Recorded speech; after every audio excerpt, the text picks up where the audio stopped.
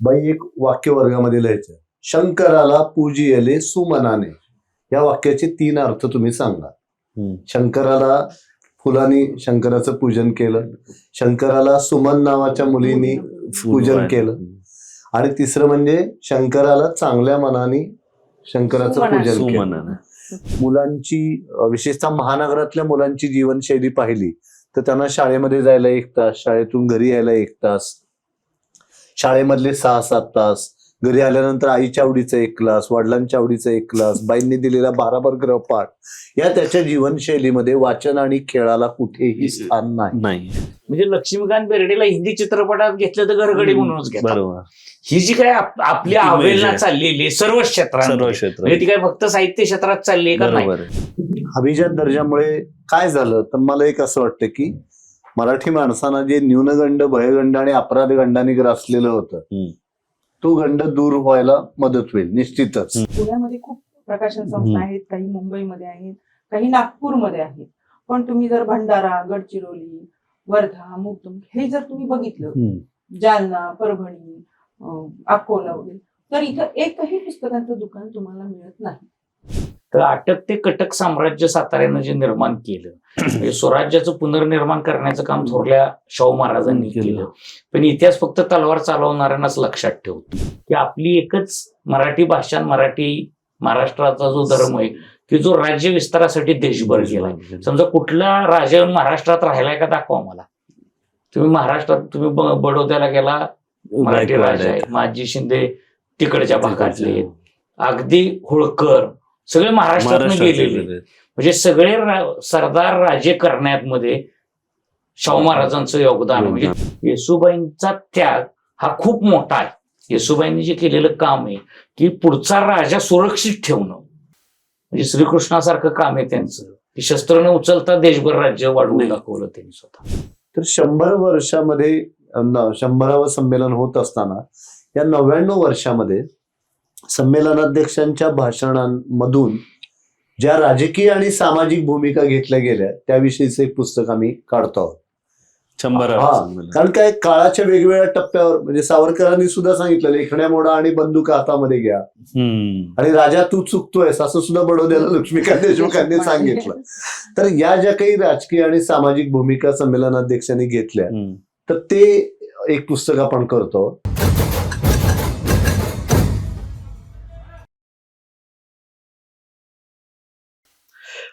शाहूपुरी शाखा आपण बरेचदा बोलतोय, तर मावळा फाउंडेशन आणि म्हणजे त्यांचं पण काय एफर्ट्स आहेत का, कॉन्ट्रीब्युशन आहे? मावळा फाउंडेशन ही साताऱ्यातली आमची दुसरी संस्था आहे की जिच्यामध्ये कार्यकर्ते खूप मोठ्या संख्येने आहेत. मावळा फाउंडेशनचं मुख्य काम जे आम्ही करतो ते गड किल्ल्यांची स्वच्छता आहे. जय हिंद मंडळ आहे, गणेशोत्सव मंडळ 100 वर्षाचं, ते आणि मावळा फाउंडेशन आम्ही संयुक्तपणे दरवर्षी एक किल्ल्याची स्वच्छता करतो.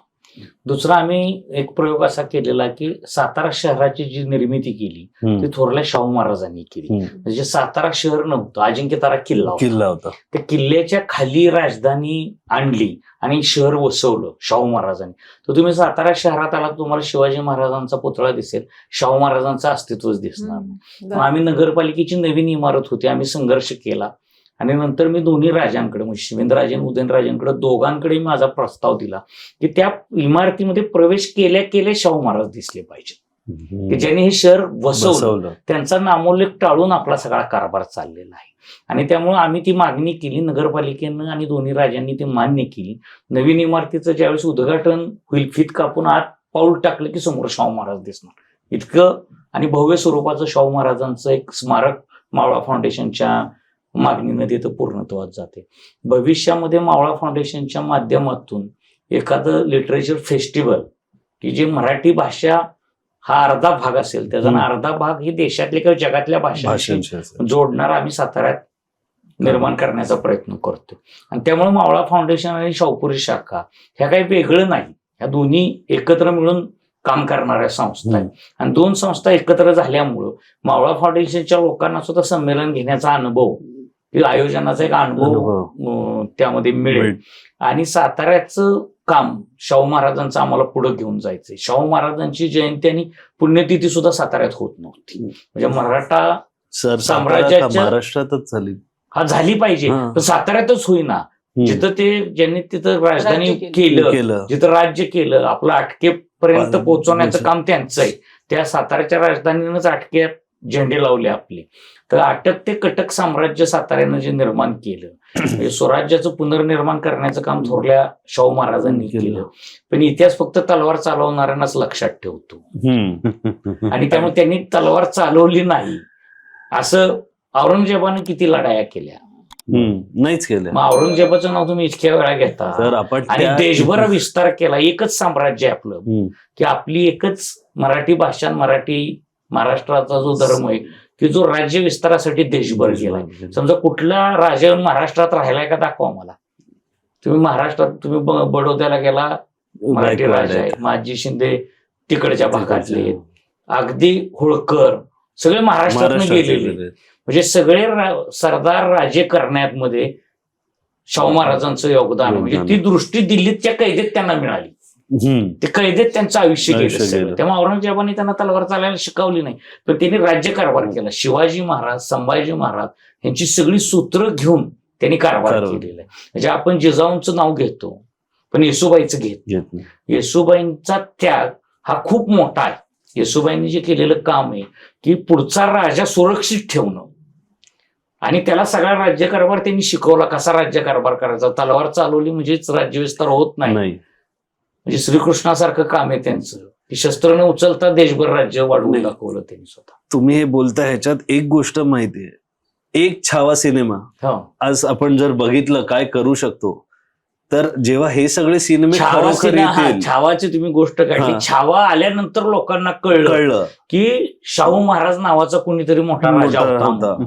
आणि बाजीराव पेशवे तिथं म्हणतो की मी शाहूचा नोकर आहे. बाजीराव पेशव्याचं सुद्धा कौतुक असतं. बाजीराव सिनेमामध्ये नाही, छावा, हा तो बाजीराव मध्ये महेश मांजरेकरांनी त्यात बाजीराव पेशवा मी शाहूंचा नोकर आहे असं म्हणतो, की बाजीरावनं कधीही कुठंही स्वतःला राजा म्हटलेलं नाही. तो कायम म्हणायचा की मी शाहू, आणि राजांच्या पंक्तीला सुद्धा तो बसायचा नाही.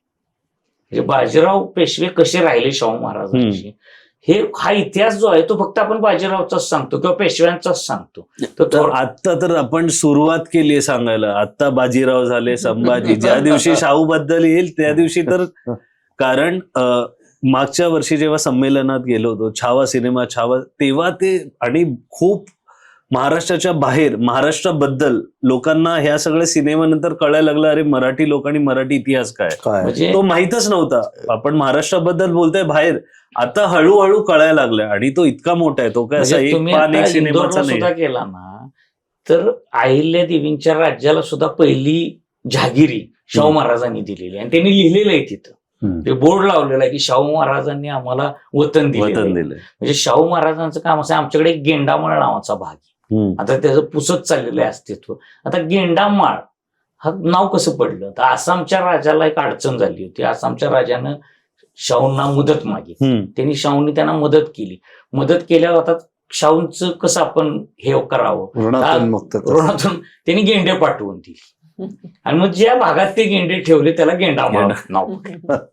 तर ते म्हणजे आसामच्या राजाला सुद्धा आपला राजा मदत करत होता. हे कुठं महाराष्ट्राला माहिती, नव्या पिढीला कुठं माहितच नाहीये. ते ह्या अनेक गोष्टी इतिहासातल्या, म्हणजे शिवाजी आणि संभाजीच्या पुढं महाराष्ट्राला मराठ्यांचा इतिहासच नाही माहित आहे. पण आताची जी सुरुवात झाली, आणि हळूहळू काय झालंय, छावा सिनेमा आणि या सगळ्या सिनेमानंतर आपलं युथ वाचायला लागलंय. कारण एवढे वर्ष आपण बाहेर फॉरेन आणि बघायचो, पण मला अगदी गॅरंटी या गोष्टीची की जेव्हा इतिहास आणि या सगळ्या गोष्टी आता बाहेर येतील, फक्त आणि फक्त गर्व होणार आहे अख्ख्या भारताला आणि महाराष्ट्राच्या लोकांना की असे राजे आपल्याकडे होते आणि असा इतिहास घडवून गेले. आंदोलनावर मला यायचंय. मागच्या वर्षी अशा भाषेत बोललं तर अभिजात भाषा झाली याचा ट्रेंड होता दिल्लीला, की अभिजात झाली, लोक खुश होती. आम्ही एक व्हिडिओही केला याच्यावर की अभिजात भाषा म्हणजे काय झालं. आज एक वर्ष झालं त्या गोष्टीला. त्यावेळेला लोक बोलत होते नाही आताच दर्जा मिळालाय, आता गोष्टी घडायला लागतील. आज त्याला एक वर्ष झालं. काय घडलंय त्या दृष्टिकोनाने? आणि अभिजात भाषेचा दर्जा ना, तर आपल्या महाराष्ट्रामध्ये शक्यतो कोणाशी सहमत न होणं ही जी परंपरा आहे ती खूप चांगली आहे. पण काही चांगल्या गोष्टींबाबत सहमत असायला हरकत नाही. ज्यावेळेला साहित्य परिषदेने ठरवलं की मराठी भाषेला अभिजात भाषेचा दर्जा मिळावा, यासाठी आपण लढा उभा करूया, तर अनेक विद्वानांनी आम्हाला विरोध केला. तुमची भाषा अभिजात आहे म्हणाले, कशाला तुम्हाला दर्जा पाहिजे? ठीक आहे, मी म्हणलं तुम्ही PhD मिळवताना पदवी कशाला पाहिजे तुम्हाला? संशोधन ठेवून टाका घरामध्ये, जे केलेलं आहे ते. शेवटी हा अभिमान बिंदू आहे, आमच्या अस्मितेचा विषय, आणि तो आम्हाला मिळाला पाहिजे. तर अभिजात दर्जामुळे काय झालं, तर मला एक असं वाटतं की मराठी माणसांना जे न्यूनगंड, भयगंड आणि अपराध गंडाने ग्रासलेलं होतं, तो गंड दूर व्हायला मदत होईल निश्चितच, आणि आपल्या भाषेकडे पाहण्याची एक दृष्टी बदलेल. आणि दुसरी महत्वाची गोष्ट अशी की जसा अभिजात भाषेचा दर्जा मिळवण्यासाठी आपल्याला संघर्ष करावा लागला, तसा अभिजात भाषेचा दर्जा मिळाल्यामुळे जो निधी मिळणार आहे केंद्र सरकारकडून, त्यासाठी पुन्हा राजकीय इच्छाशक्ती वापरावी लागणार आहे. आणि त्यामध्ये खूप असमानता आहे. म्हणजे 28,000 लोक फक्त संस्कृत बोलतात, त्यांना 264 कोटी रुपये दिले आहेत, आणि उरलेल्या ज्या सगळ्या भाषा आहेत, मग मल्याळम आहे, उड्डी आहे, तेलुगू आहे, कन्नड आहे, त्या भाषांना मिळून फक्त 62 कोटी रुपये दिलेत. मराठीला अजून एक छदामही मिळालेला नाही. त्यामुळं आपल्याला अभिजात भाषेचा दर्जा मिळाल्यामुळे तो आता समारंभ, वर्षपूर्ती समारंभ सगळं साजरं होत आहे. आता सगळ्या कर्त्या माणसाने एकच सांगणं आहे की जा आपली शक्ती वापरा, मराठी माणसं एकत्र आहे, आणि केंद्र सरकारकडून तो निधी मिळवा, की त्या निधीच्या आधारे तुम्हाला मराठी शाळांची जी दुरवस्था आहे ती तुम्हाला दूर करता येईल, तुम्हाला ग्रंथालयांची स्थिती सुधारता येईल. मला सांगा की महाराष्ट्रातल्या ग्रंथालयांची स्थिती आज खूप चिंताजनक आहे, आणि आम्ही कायम सांगत आलोय की तुम्ही पुस्तकांची गावं करू नका, त्याचा विशेष फायदा होणार नाही. गावागावातली ग्रंथालय समृद्ध झाली पाहिजे, कारण सामान्य वाचक जो आहे तो गावातल्या ग्रंथालयांमध्ये जातो आणि तिथे जाऊन तो पुस्तकं वाचतो. तर सगळ्यांना पुस्तकं विकत घेऊन वाचणं शक्य होत नाही. आणि आज आम्ही साहित्य परिषदेचं ग्रंथालय चालवतो, आम्हाला एक चित्र असं दिसतं की एखादा वडीलधारा माणूस जो ग्रंथालयाचा आजीव सभासद आहे, तो दिवंगत झाल्यानंतर ते आजीव सभासदत्व पुन्हा त्या कुटुंबाकडून घेतलं जात नाही. खरं तर त्यामध्ये एक सातत्य राहिलं पाहिजे, पुस्तकं घरामध्ये येतील, तो भाग आज म्हणजे मला आज असं वाटतं की आपल्या घरातूनच वाङ्मयीन संस्कृती हद्दपार होत चाललेली आहे. आई वडील नोकरी करिअरच्या चक्रामध्ये अडकलेले आहेत. मुलांची, विशेषतः महानगरातल्या मुलांची जीवनशैली पाहिली तर त्यांना शाळेमध्ये जायला 1 तास, शाळेतून घरी यायला 1 तास, शाळेमधले 6-7 तास, घरी आल्यानंतर आईच्या आवडीचा 1 क्लास, वडिलांच्या आवडीचा 1 क्लास, बाईंनी दिलेला 12 गृहपाठ, या त्याच्या जीवनशैलीमध्ये वाचन आणि खेळाला कुठेही स्थान नाही.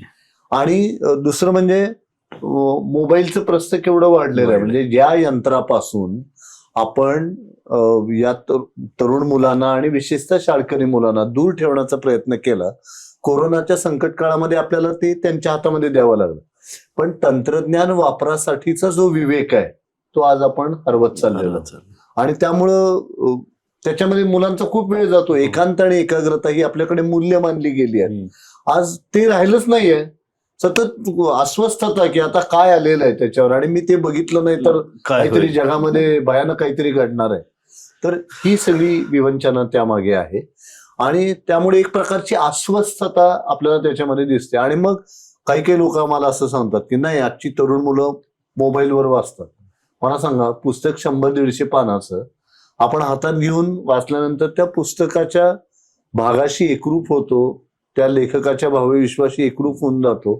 तो वाचनाचा आनंदच वेगळा आहे, एका वेगळ्या विश्वात आपण जातो. इथे स्क्रीनवरती वाचत असताना आपण किती एकाग्रतेने वाचतो, आणि केवळ वाचन करून थांबायचं नाही, वाचन, मनन, चिंतन अशा अनेक प्रक्रिया आहेत.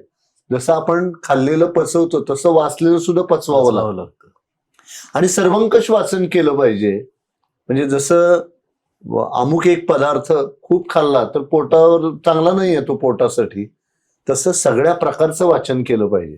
आणि मला नेहमी असं वाटतं की आपली वाचनाची आवड अशी बदलत जाते. आम्हाला लहानपणी आमच्या शाळेतले शिक्षक सांगायचे की आपण गोड पदार्थ खाल्ले की रक्त तयार होतं, तिखट खाल्ले की ते सळसळतं, कडू खाल्ले पदार्थ की ते शुद्ध होतं. तसं मला वाटतं की सगळ्या प्रकारचं वाचन हे आपण केलं पाहिजे. आपण जर एकाच प्रकारचं वाचन करत गेलो तर आपण आपलं व्यक्तिमत्व एकांगी, आपली विचारशक्ती सुद्धा एकांगीच तिचा विकास होईल. तर ते आपण सगळं टाळलं पाहिजे. आणि आज ते आपल्याला मोठ्या प्रमाणावरती दिसते. एकतर वाचायचंच नाही किंवा जे वाचतो ते एक टोकाचं काहीतरी वाचायचं. आणि दुसरं असं की आपल्या एकूण संस्कृतीचा आपण विचार केला तर आपली वाचनाची आवड ही श्रवणातून वाचनाकडे अशी गेलेली आहे. म्हणजे ज्या वेळेला पुस्तकांचा शोध लागलेला नव्हता, पुस्तकांची निर्मिती होत नव्हती किंवा शिक्षण एका विशिष्ट वर्गापुरतं मर्यादित होतं, त्यावेळेला श्रवणाने समाजाचं भावनिक आणि वैचारिक भरण पोषण केलेलं आहे. मग त्यामध्ये कीर्तनं असतील, प्रवचनं असतील आणि नंतरच्या काळामध्ये काव्यवाचनाचे कार्यक्रम, कथाकथनाचे कार्यक्रम. त्यामुळे लेखणी आणि वाणी ही दोन्ही शब्दशक्तीची महत्वाची रूप आहेत आणि त्यांना साहित्य संस्कृतीच्या गाभाऱ्यामध्ये समान स्थान आहे. ते काही नाकारण्याचं काही एक कारण नाही. पण या मुलांच्या कानावरती उत्तम भाषा ही पडली पाहिजे. साहित्याचा संस्कार हा श्रवणातून होऊ शकतो. तर त्यामुळं ते श्रवण सुद्धा आज कमी झालेलं आहे. आता इंग्रजी माध्यमांचा या ठिकाणी उल्लेख निघाला शाळांचा. मी स्वतः मराठी भाषा सल्लागार समितीमध्ये काम केलंय. आम्ही शासनाला एक प्रस्ताव दिलाय. पालकांची आकरण अशी मानसिकता झालेली आहे की इंग्रजी माध्यमांच्या शाळांमध्ये मुलांना घातल्याशिवाय त्यांचा उत्कर्ष काही होणार नाही. तर तो गैरसमज काढून टाकला पाहिजे. मराठी माध्यमांच्या शाळांमध्ये शिकूनही उत्तम करिअर घडवलेली आणि शिखरावरती गेलेली कितीतरी माणसं आपल्याकडे आहेत. तर तो एक भाग त्याच्यामध्ये आहे, त्याचा विचार केला पाहिजे. आणि तो वाचनाशी जोडताना किंवा भाषेशी जोडताना मला असं सांगायचं की अनेक इंग्रजी माध्यमांच्या शाळांमध्ये जे विद्यार्थी जातात तिथले शिक्षक त्यांना सांगतात की घरी तुम्ही मराठीत बोलायचं नाही, पालकांनाही सांगतात, मित्रांनाही सांगतात. तर त्यामुळं श्रवणातून जे पडायला पाहिजे कानावरती ते पडताना दिसत नाही. सो माझा प्रश्न असा आहे की फ्रेंच भाषा, जर्मन भाषा हे लोक का शिकतात? कारण ती भाषा शिकून रोजगार मिळतो. मराठी भाषेतून शिकलेली लोक कुठल्याही पदावर, दर्जावर, भाषेवर काम करू शकतात, याच्यात काहीच शंका नाही. पण ही वेगळी भाषा लोक शिकतात कारण रोजगार, पोटाशी त्याचा संबंध आला पाहिजे.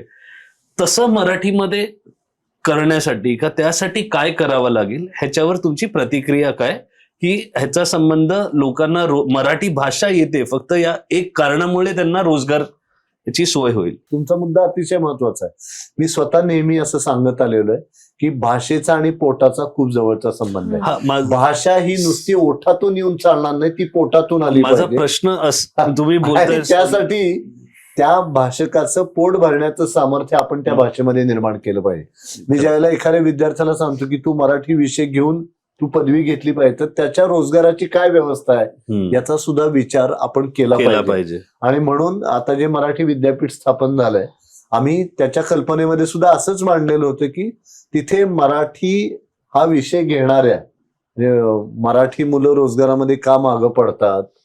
आता सगळीकडेच ही परिस्थिती निर्माण, विशेषतः जागतिकीकरणानंतर आपल्याला विचारांचे दोन प्रवाह दिसतात. म्हणजे एका प्रवाहाचं म्हणणं असं आहे की खूप मोठ्या नोकरी आणि व्यवसायाच्या संधी उपलब्ध झाल्या, तर दुसरी लोक असं म्हणतायत की संधी खूप उपलब्ध आहेत पण आम्हाला योग्य गुणवत्तेची माणसं मिळत नाहीत.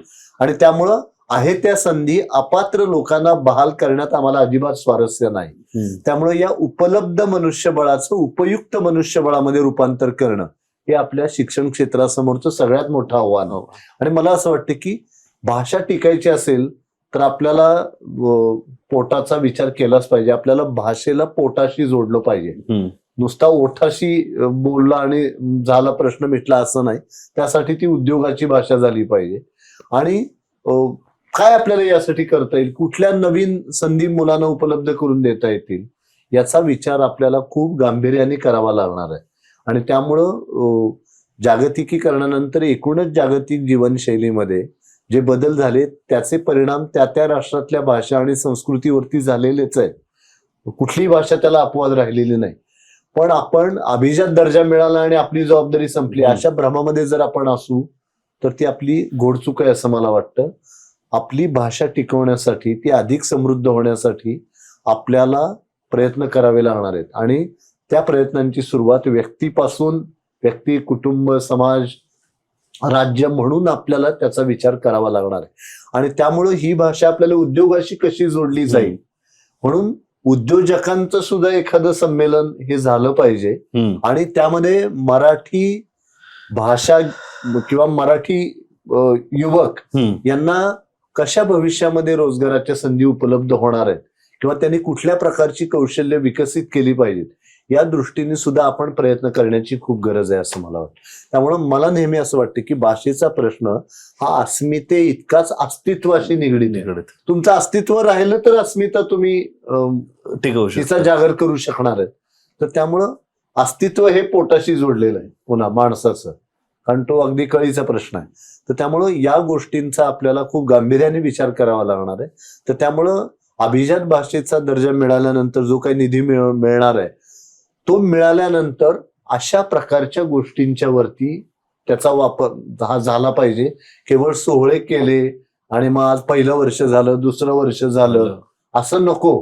ही गणना केवळ नको, ते असं काहीतरी एक दृश्य रूप त्याचं की एक 5 वर्षानंतर इतक्या मराठी तरुणांना नोकऱ्या मिळाल्या, मराठी भाषा विषय घेऊन ज्यांनी पदवी घेतली किंवा साहित्य घेऊन त्यांनी काही केलं तर त्याला काय रोजगाराच्या संधी उपलब्ध झाल्या याचा सुद्धा आपल्याला खूप गांभीर्याने विचार करावा लागला. आपल्या राज्याकडे जे उद्योग यायला पाहिजे त्यासाठी सरकारनं प्रयत्न पुरेसे केलेले नाही. महाराष्ट्रामध्ये पर्यटन हा फार मोठा व्यवसाय होऊ शकतो. राजस्थानमध्ये काय, दुबईमध्ये काय होतं, पर्यटक आल्यानंतर तिथली व्यवस्था बदलली. साहित्य संस्था हे व्यवसायाची भाषा करण्यामध्ये काय योगदान का देऊ शकत नाही, त्याचं कारण की ती सरकारची जबाबदारी की आपल्या राज्याकडे रोजगार आले पाहिजे. म्हणजे आज तुम्ही मगाशी आपण औपचारिक बोलताना तुम्ही म्हणला की खालच्या पोस्टचा पोलीस हा मराठी आडनावाचा तो मराठी भाषा बोलतो आणि वरचा जो अधिकारी असतो कुलकर्णी आडनावाचा तो हिंदी इतकी उत्तम बोलतो, तो मराठी वापरतच नाही. म्हणजे आपण सिनेमामध्ये मराठी माणूस म्हणजे लक्ष्मीकांत बेर्डेला हिंदी चित्रपटात घेतलं तर गरगडी म्हणूनच घेतात. ही जी काय आपली अवहेलना चाललेली आहे सर्व क्षेत्रात, म्हणजे ती काय फक्त साहित्य क्षेत्रात चालली आहे का नाही. आता तुम्ही बघा की सातारा जिल्हा आता संमेलन होते म्हणून मी तुम्हाला सातारा जिल्ह्याच सांगतो. आपल्याकडे प्रतापगड आहे. प्रतापगड जर विकसित केला असता सरकारनं, अजिंक्यतारा किल्ला जो विकसित केला असता किंवा आता जे कासचं नवीन महाबळेश्वर 25 वर्ष काम चाललंय नवीन महाबळेश्वर करायचं. स्वतः मुख्यमंत्री असताना एकनाथ शिंदेनी त्याच्यामध्ये पुढाकार घेतला. आता मुख्यमंत्र्याचे ते उपमुख्यमंत्री झाले, त्याचं फक्त प्राधिकरण तयार झाले, फक्त गावं वाढतात दरवर्षी. यावर्षी 25 गावं 15 गावं, नवीन महाबळेश्वर प्रत्यक्षात येत नाही. जर रोजगार बाहेरच्या देशातल्या किंवा बाहेरच्या राज्यातल्या लोकांना येऊन आपल्याकडे रोजगाराची व्यवस्था झाली तर लोक आपली भाषा शिकतील की तिथं गेलं तर आपल्याला मराठी आलं पाहिजे. आणि महानगरांमध्ये आपलाच माणूस चुकीचा वागतो. म्हणजे आता पूर्वी मुंबईमध्ये आपला माणूस गेल्यानंतर स्वतःहून हिंदी बोलायचा, आता पुण्यात आला की तो हिंदी बोलतो. तो रिक्षा आप आने वाले के इधर विचारतो आणि नंतर 15 मिनिटांना कळते की रिक्षा चालवणारा बी मराठी, रिक्षात बसणारा रिक्षावालाच म्हणतो अहो साहेब मी मराठी मला मराठीत बोला. पुढे रिक्षावाला असल्यामुळे आपणच इतकं दुसऱ्याच्या भाषेच्या मागे लागलेलो आहोत की आपल्याला ते आता मुलं वाचत नाही. त्याच्यावर मी माझ्या घरातच एक प्रयोग केला. माझी लहान मुलगी आहे धैर्या नावाची, तर तिनं काही मागितलं की मी सांगायचो की ह्याला एवढे पैसे लागतात, तू एवढी पुस्तकं वाच, तुला मी तेवढे पैसे देतो. समजा 100 पानाचं पुस्तक वाचलं तर 25 रुपये देईन, 200 पानाचं वाचलं तर 50 रुपये देईन, चरित्र वाचलं तर 200 रुपये देईन. असे मी प्रत्येक पुस्तकानुसार केलं. आणि मग त्यातनं तिनं 5,000 रुपयाची रक्कम कमवली कोरोनाच्या काळामध्ये की ती मोबाईलकडे जाऊ नये, तिनं पुस्तकांकडे जावं आणि त्या पैशातनं तिला पाहिजे ते घ्यावं. शेवट आपण सुद्धा म्हणतो की मुलं वाचत नाहीत, तर त्यांच्या गरजांशी जर पुस्तकं जोडली तर ते वाचतील आणि वाचनानं माणूस समृद्ध होतो. समजा मराठी भाषेतलं साहित्य वाचलं तर तो पुढे जाऊ शकतो ना. भले व्यवसायाची आणि व्यवहाराची भाषा म्हणून त्यांनी इंग्रजी शिकू देत, पण माझी मुलगी इंग्रजी माध्यमामध्ये शिकते, पण ती जोपर्यंत सांगणार नाही मी इंग्रजी माध्यमात शिकते तोपर्यंत तुम्हाला समजणार देखील नाही. इतकं ती उत्तम मराठी बोलते, माझ्यापेक्षा जास्त ती पुस्तकं वाचली. तर जसं सर बोलले मागच्या वेळेला 100 होते, 250-200 पेक्षा जास्त प्रकाशक पुस्तक विक्री करणारे येणार आहेत. सोय पण अशी केली की मंडपात जायच्या आधी पहिलं तुम्हाला त्यांच्या थ्रू जावं लागणार. त्या व्यतिरिक्त आपण असं काय करतोय की पुस्तकं जास्त विकली जातील, जास्तीत जास्त त्यांना पण वाटेल की यार अशा संमेलनात येऊन किती फायदा झाला. मी मगाशी सांगितलं होतं की सातारची वाचन संस्कृती चांगली आहे आणि आता नव्या संमेलनासाठी आपण जे लोक गोळा करतोय म्हणण्यापेक्षा जे लोकांपर्यंत आपण पोहोचतोय की संमेलन आहे आणि त्यांच्यामध्ये प्रचंड उत्सुकता आहे. मगाशी आपला मराठी भाषेचा विषय झाला होता त्याच्याबद्दल आधी मी थोडंसं बोलते की अस्मिता हा विषय आपण म्हटलं की आपल्याला भाषेची अस्मिता नाहीये. आपण जातीच्या अस्मितेबद्दल खूप जास्त संवेदनशील आहोत, पण भाषेच्या अस्मितेबद्दल नाही आहोत. प्रकाशक, लेखक, वाचक, वितरक ही अशी साखळी आणि त्यात पुन्हा समाज अशी एक साखळी भाषेसाठी तयार झाली पाहिजे. प्रकाशकांसाठी किंवा लेखकांसाठी नव्हे. म्हणजे लेखकांनी प्रकाशकांना दोष द्यायचा, प्रकाशकांनी वितरकांना द्यायचा, वितरकांनी वाचकांना द्यायचा, पुस्तकच विकली जात नाहीत, हे कुठेतरी थांबवून हे सगळं एकत्र झालं पाहिजे. आणि हे कधी होईल?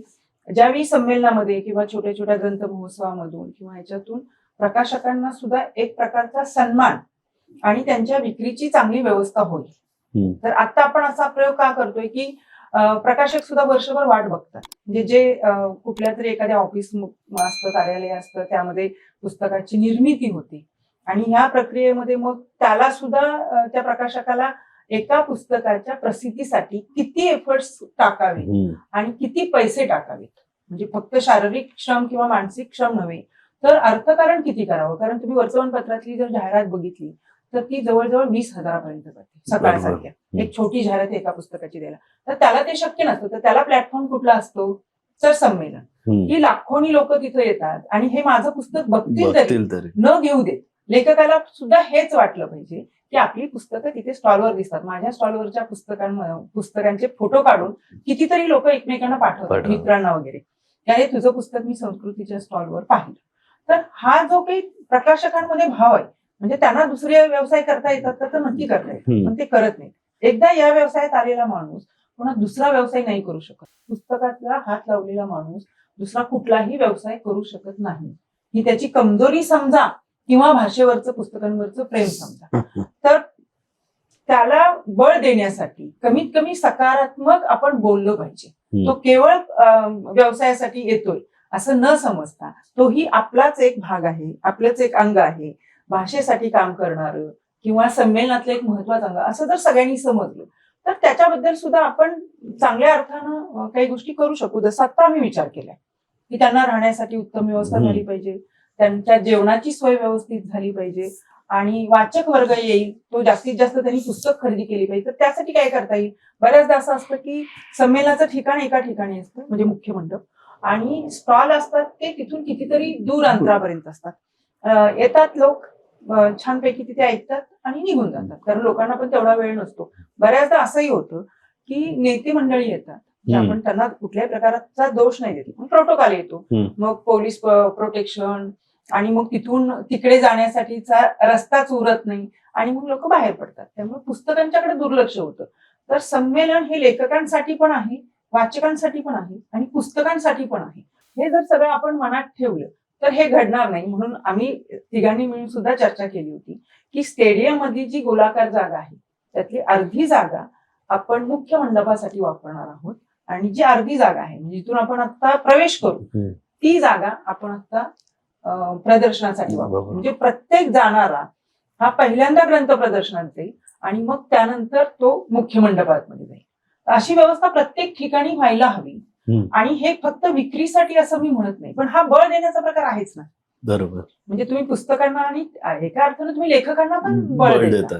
बरोबर. आता सोशल मीडिया हे एक मोठा प्लॅटफॉर्म झालाय की ज्यामध्ये तुम्ही मोफत काही जाहिरात करू शकता. पण बरेचसे प्रकाशक आहेत ते जुन्या पिढीचे आहेत आणि त्यांना ते सोशल मीडियावर जाणं शक्य होत नाही. नवी पिढी यामध्ये पैसे नाहीत म्हणून येत नाही. जो आपण मगाचपासून ज्या विषयावर बोलतोय की इथे पोटाच भाषेमुळे जर होत नसेल तर मग कसं यायचं? मग पुढच्या पिढीची लोक या व्यवसायात येत नाही.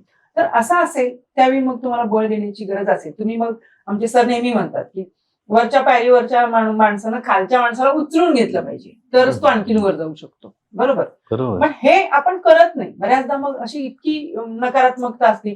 ते प्रकाशक असेच आहेत, मग ते वाचक येतच नाहीत, लोक फिरकतच नाहीत, हल्ली कुणी वाचतच नाही, की पहिल्यांदा नकारात्मकता सगळ्यांनी काढून टाकली पाहिजे. कारण करतात प्रयत्न सगळे. म्हणजे मी आता परवा आम्ही घरामध्ये माझी मुलं मराठी माध्यमाच्या शाळांमध्ये शिकतात, जिल्हा परिषदच्या अगदी सरळ सरळ, आणि जाणीवपूर्वक मी त्यांना मराठी माध्यमाच्या शाळेत पण शिकवलं. आता ती संगीत क्षेत्रात मोठ्या ह्याच्यावर काम करतायत.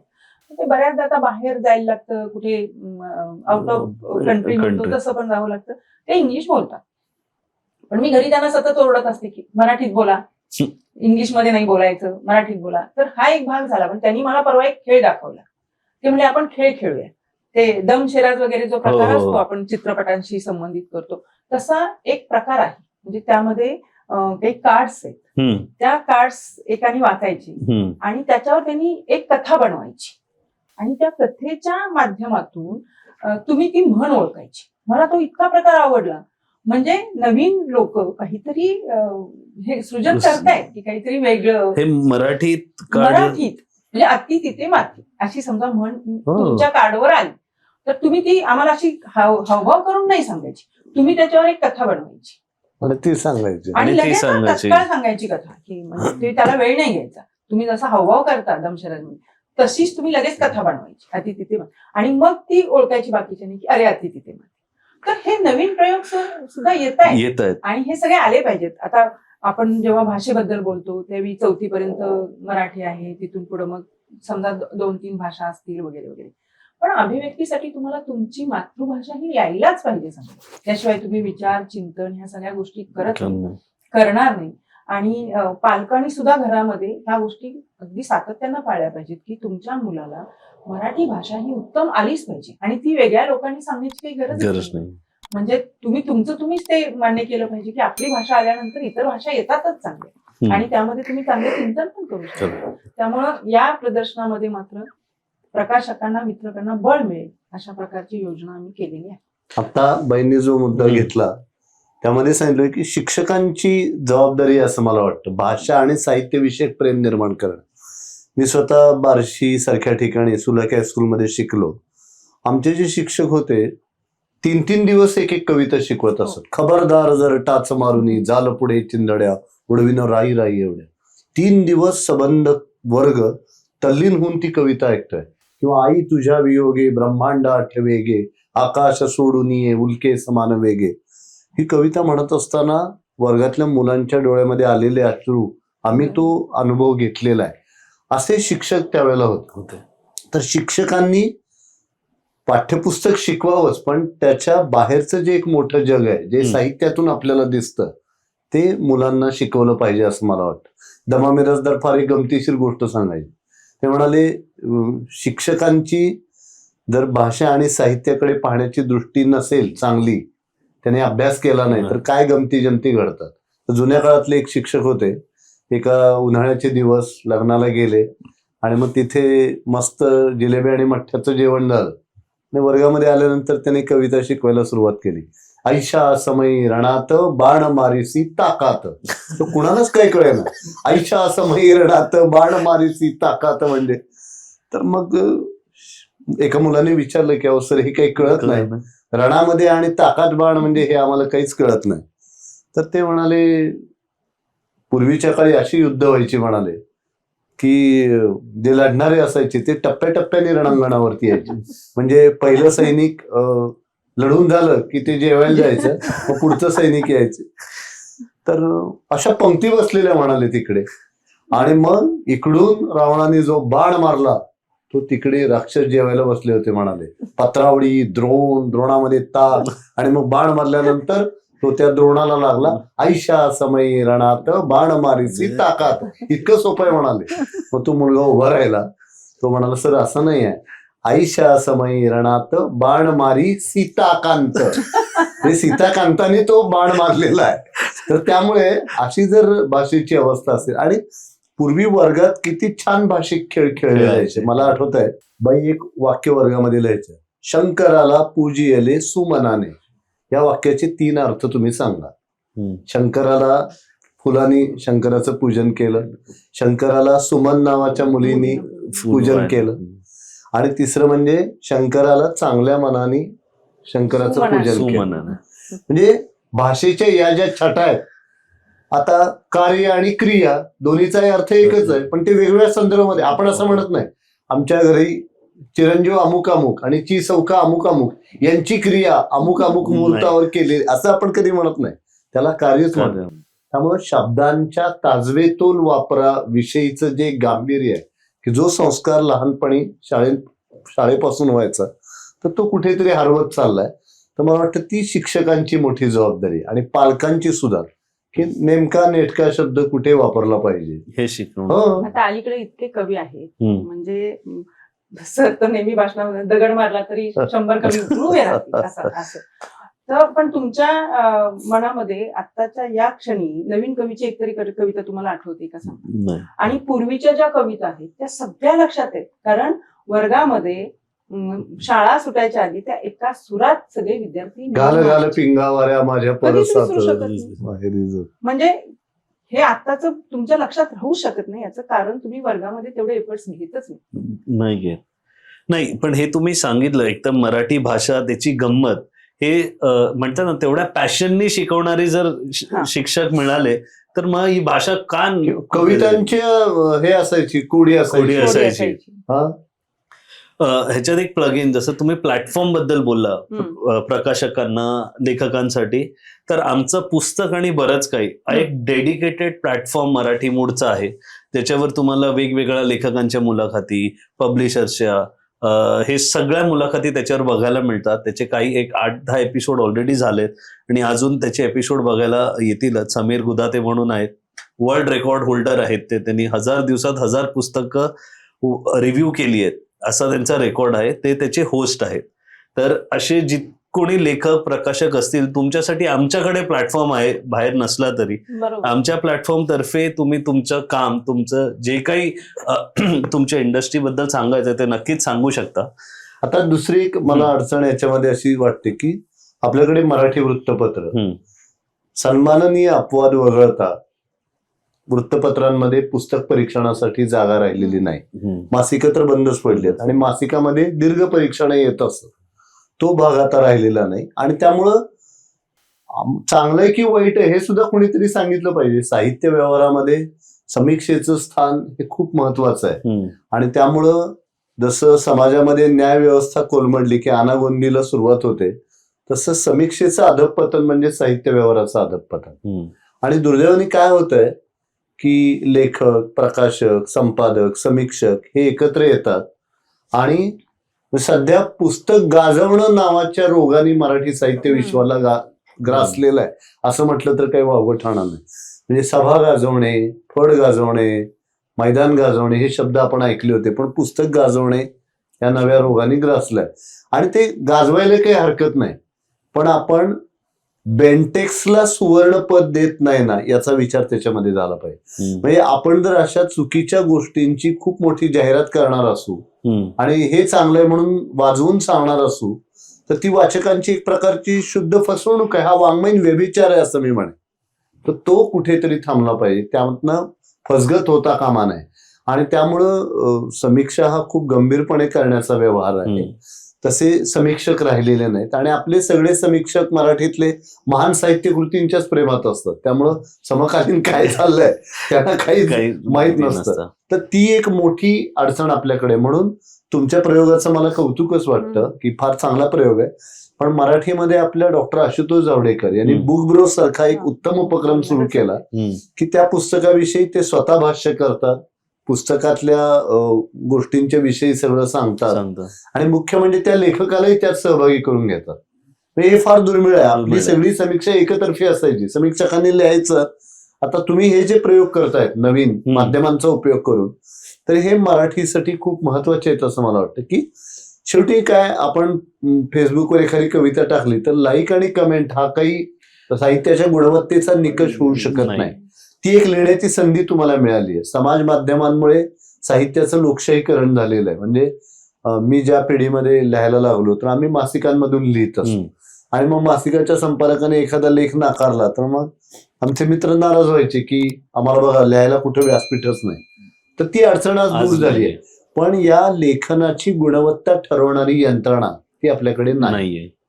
मासिकं बंद पडली, वर्तमानपत्रामध्ये जी जागा आहे ती मर्यादित आणि पुन्हा कुठल्या पुस्तकाचं परीक्षण छापायचं त्यांचे काही निकष ठरलेले आहेत. आणि शिवाय शब्द मर्यादा नावाची गोष्ट आहे आणि रोज इतकी पुस्तकं प्रकाशित होतात, कशा विषयी छापायचं हे सुद्धा त्यांना मर्यादा. आणि प्रकाशकांची तीच गत आहे की एवढी पुस्तकं एका प्रकाशन संस्थेच्या वतीने प्रकाशित होतात तर मग त्यांनाही त्याचं मार्केटिंग करणं ही जरा गोष्ट कठीण होते. अशा एका विचित्र पेचामध्ये आपण सापडलेलो आहोत. त्यामुळं छोटे छोटे जे समूह आहेत, आता मी साताऱ्याला मध्यंतरी गेलो होतो, पुस्तक प्रेमी समूह, तर त्यांचं एक वार्षिक संमेलन, ते व्हॉट्सअपवर आवडलेल्या पुस्तकांविषयी लिहितात, चर्चा होते. तर असे छोटे छोटे समूह, छोटे छोटे वाचक गट हे मला अधिक महत्वाचे वाटतात. म्हणजे पुण्यामध्ये सुद्धा एका उच्चभ्रू सोसायटीमध्ये मला व्याख्यानासाठी बोलवलं. मी व्याख्यानासाठी गेलो. मला असं वाटलं की सोसायटी हायफाय, क्लब हाऊस मध्ये नंतर जेवण, हे कितपत वाचत असतील, एक माझ्या मनामध्ये निर्माण झालेला बाबडा प्रश्न. पण ज्या वेळेला माझं व्याख्यान झालं वाचन संस्कृतीवरती, त्यांनी उचल्या उपरापासून बलूत पासून सगळं जी ए कुलकर्णींपर्यंत सगळं वाचलेलं. आणि ते म्हणाले, आम्ही पुस्तकं विकत घेतो आमच्या समूहामध्ये. नुसती ती आम्ही विकत घेत नाही, आम्ही ती सगळ्या सदस्यांपर्यंत पोहोचवतो. आणि आमच्या सगळ्यांची वाचून झाली की आम्ही ती कुठल्या तरी ग्रंथालयाला भेट देतो. आणि आम्ही वाचलेल्या प्रत्येक पुस्तकावर महिन्यातून आमची चर्चा होती की तुम्ही काय वाचलेलं आहे. आमच्या महाराष्ट्र साहित्य परिषदेची आटपाडीला शाखा आहे. आटपाडी हा किती दुष्काळी भाग आहे, पण त्या दुष्काळी भागाने गदी माडगुळकर, व्यंकटेश माडगुळकर, शंकरराव खरात असे मोठे साहित्यिक दिले. 3 संमेलनाध्यक्ष, दासामी नामदार त्या भागातलेच आहेत. तर त्यांनी एक मोठी चळवळ तिथे राबवली की वाचलेल्या पुस्तकाविषयी तुम्ही लिहायचं, आणि त्याच्या वह्याच्या वह्या गोळा केल्यात त्यांनी. म्हणजे बऱ्याच वेळा काय होतं, मी खूप वाचतो असं सांगणारे खूप लोक आहेत, पण काय वाचलं हे अनेकांना सांगता येत. म्हणजे जसं आपण आपल्या परिचय पत्रामध्ये लिहितात, 3rd इयर 4th इयरची मुलं इंजिनिअरिंगची, की आवड काय तुझी, तर वाचन.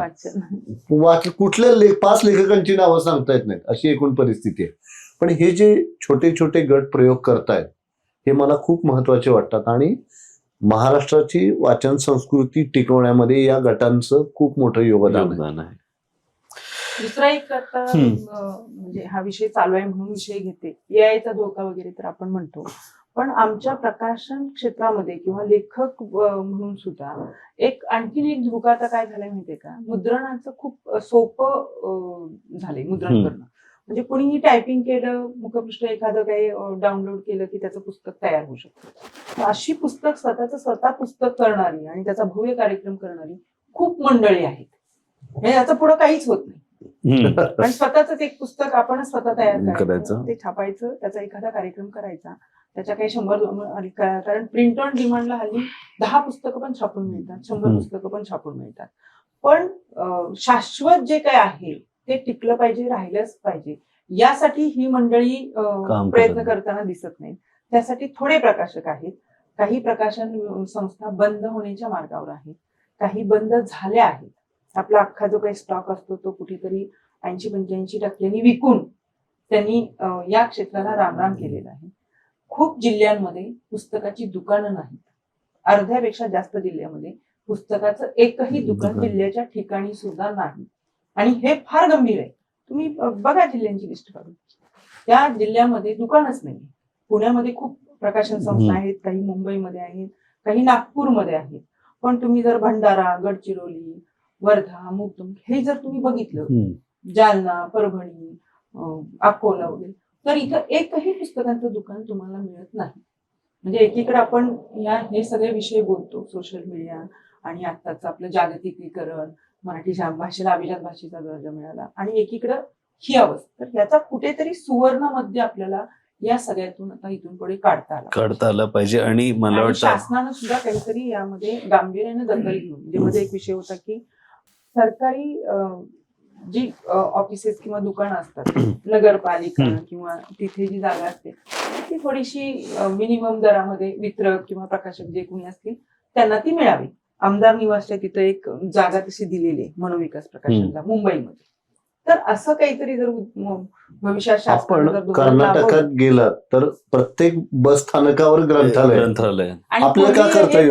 बघा, पूर्वी पुस्तकं मिळायची. पुस्तकं मिळत नाही. म्हणजे मुंबईच्या रेल्वे स्टेशनवर प्रत्येक स्टेशनवर आधी पुस्तकांची दुकानं होती, जी आता सगळी आपण आमचा आता प्रयत्न चाललाय. आमच्या एक परवाच आमची प्रेस कॉन्फरन्स आहे आम्ही मराठी प्रकाशक आणि वितरक संस्था स्थापन केली.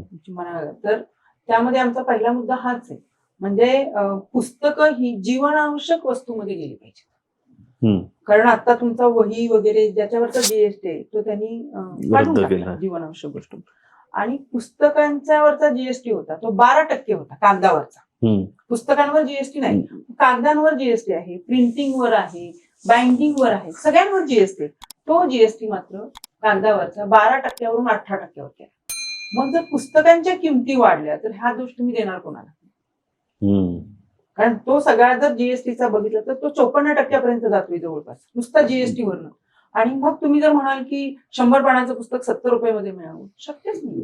ते तुम्हाला 200 रुपयालाच मिळणार. पण म्हणजे ही गोष्ट आहे की भाव वाढतो, पण जेव्हा कुठली गोष्ट गरजेची वाटते, मला वाटत नाही त्यावेळेला पैसा हा एवढा मोठा क्रायटेरिया. आपलं प्रयत्नाचे दुसरी एक महत्वाची गोष्ट मला काय वाटते की जागतिकीकरणानंतर एकूणच मध्यमवर्गीयांची आर्थिक ऐपत वाढली आणि हा पैसा mall, multiplex, pav bhaji juice centre मध्ये जितक्या सढळ हाताने खर्च केला जातो तेवढा पुस्तकांसाठी नाही होत. करेक्ट. म्हणजे एक वेळ चित्रपटासाठी होईल, नाटकासाठी होईल, करमणुकीच्या कार्यक्रमांसाठी होईल, पण पुस्तकांसाठी होत नाही. नाही. हे अगदीच बरोबर आहे, पण मग शासनाने तरी 12%वरचा जीएसटी 18%वर करायचा आणि मग किमती वाढल्यानंतर वाचकांनी शिव्या घालायच्या.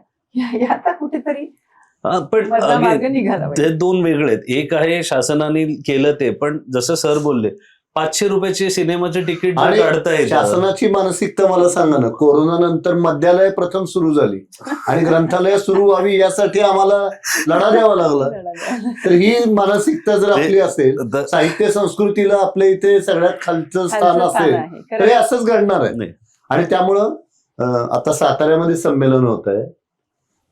लोकमान्य टिळकांनी भाषेसंदर्भात केसरीमध्ये जे अग्रलेख लिहिले त्यातल्या एका अग्रलेखामध्ये लोकमान्यांनी असं म्हटलंय की ज्याप्रमाणे एखाद्या रोग्याची प्रकृती तपासण्यासाठी वैद्य त्याची नाडी पाहतात, तद्वदच त्या राष्ट्राची स्थिती तपासण्यासाठी तज्ञ लोक त्या राष्ट्रातील भाषेची स्थिती पाहतात. आणि पुढे त्याने असं म्हटलंय की छत्रपती शिवाजी महाराजांच्या पूर्वी पोवाडे का झाले नाहीत हे सांगण्याची आवश्यकता नाही, कारण छत्रपती शिवाजी महाराजांचा अभ्युदय म्हणजे मराठी भाषेचा अभ्युदय.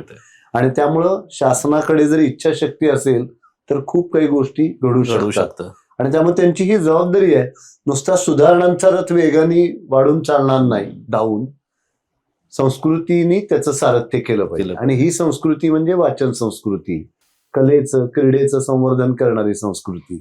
तर या संस्कृतीला सुद्धा प्राधान्य मिळालं पाहिजे असं आम्हाला वाटतं. नाही, आणि मला वाटतं हे जे संमेलन आहे आणि हे पुढचे 3 वर्ष हेच होईल. आणि हे जे आपण जे छोटे छोटे प्रयत्न आहेत, जसं थेंबे थेंबे तळे साचे, आणि हे तळं होईलच मोठं अशी आपली अपेक्षा आहे. एक असा प्रश्न होता की आपण मराठी भाषा जसं बोललो वाचन नाही, पण या व्यतिरिक्त इंग्रजी भाषा, हिंदी भाषा ह्याचंही वाचन लोक खूप प्रमाणात करतात.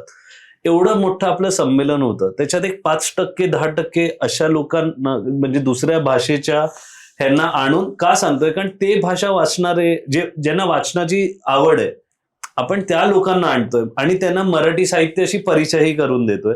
तर हा प्रयत्न का असा विचार आलाय का नाही? असा प्रयत्न आम्ही कायम करत आलोय. विशेषतः आमच्या महाराष्ट्र साहित्य परिषदेचा जो वर्धापन दिन दरवर्षी साजरा होतो त्या दिनाला अन्य भाषेतल्या मोठ्या साहित्यिकाला आम्ही बोलवत आलोय. आणि त्यामुळं मग प्रतिभा राय येऊन आमच्याकडे गेल्या, वैदेही येऊन गेल्या, सीतांशू यशश्चंद्र येऊन गेले, अशोक वाजपेयी येऊन गेले, सूर्यबाला येऊन गेल्या, रामचंद्र गुहा येऊन गेले, माधव कौशिक येऊन गेले. ही सगळी मोठी माणसं आमच्याकडे येऊन गेली. आता पहिलीपासून हिंदी सक्तीची त्याला आमचा विरोध आहे, ठामपणे विरोध आहे. जिथे मराठीची इतकी दुरवस्था चाललेली आहे तर त्यामुळं पहिलीपासून हिंदी शिकवण्याला आमचा विरोध आहे आणि तो कायम राहणार आहे. त्याबाबत अजिबात दुमत नाही. पण आम्ही हिंदी साहित्याचा अजिबात दुस्वास करत नाही. आम्ही कुठल्याही भारतीय भाषेचा दुस्वास करत नाही. तिथल्या साहित्याविषयी आम्हाला आस्थाच आहे. आणि त्यामुळं वेगवेगळ्या भाषांमध्ये साहित्याच्या प्रांतात काय काय घडतंय आणि साहित्य संमेलनाची सुद्धा परंपरा आपल्याकडे पाहिली जर आपण तर उद्घाटनाला अन्य भाषेतले साहित्यकार आलेले आहेत. मध्ये ती परंपरा काही काळ खंडित झाली होती, पण आता आम्ही पुन्हा सुरू करतोय. आपल्या उद्घाटनाला आणि समारोपाला अन्य भारतीय भाषांमधले ज्ञानपीठ पुरस्कार विजेते किंवा महत्वाचे साहित्यिक येणार आहे येणार आहे. आणि त्याला आपण महत्वाचं स्थान देतच आलेलो आहोत. आणि तुम्ही जे म्हटलात पुस्तकांबद्दल, तर आपल्याकडे असं काही नाही की मराठीच पुस्तकं तिथे विक्रीला ठेवली पाहिजे. अच्छा. तिथे इंग्रजी पण असतात, हिंदी पण असतात. हम्म.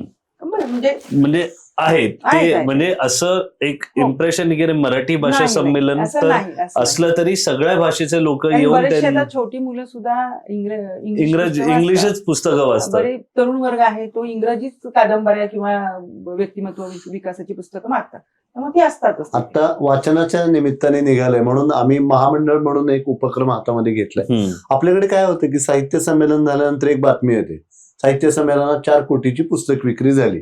त्या बातमीदारांनी कुठल्या तरी 1-2 प्रकाशकांना फोन केलेला असतो आणि त्या सगळ्या गोष्टीच अपेक्षा असतात की किती कोटीचा आकडा जाहीर करायचा. म्हणजे त्या लोकांचे संयोजकांशी असणारे संबंध, त्यांना मिळालेली वागणूक, याच्यावरती ते कोटीतले आकडे बदलत असतात. पण आपल्याकडे अशी कुठलीही शास्त्रशुद्ध यंत्रणा नाही की संमेलनामध्ये इतके स्टॉल होते, त्या इतक्या स्टॉलमध्ये इतक्या 1000 रुपयांची पुस्तक विक्री किंवा लाख रुपयांची पुस्तक विक्री झाली.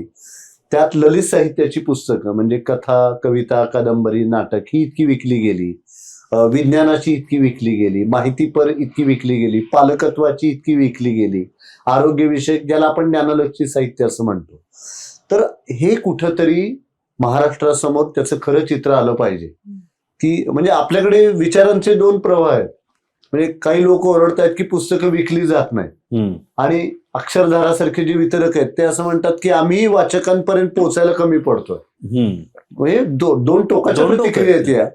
तर आपल्याला महामंडळ म्हणून एक महत्वाची संस्था म्हणून, शिखर संस्था म्हणून शास्त्रशुद्ध सर्वेक्षण केलं पाहिजे आणि आम्ही ते करतो आहोत. त्यामध्ये अनेक घटकांना आम्ही सामावून घेतोय. शाळा, महाविद्यालय, ज्येष्ठ नागरिक, नोकरी करणाऱ्या स्त्रिया, गृहिणी असणारे, नोकरदार काय वाचतात, विविध सामाजिक आणि आर्थिक स्तरातले लोक काय वाचतात. तर हे एक ज्याला आपण आपल्या वाचन संस्कृतीची श्वेतपत्रिका म्हणून ही खरं काढण्याची गरज आहे. आणि मग त्यातल्या दुखऱ्या जागा आपल्याला दिसल्या तरच आपण त्याच्यावर दुरुस्त करू शकणार आहे.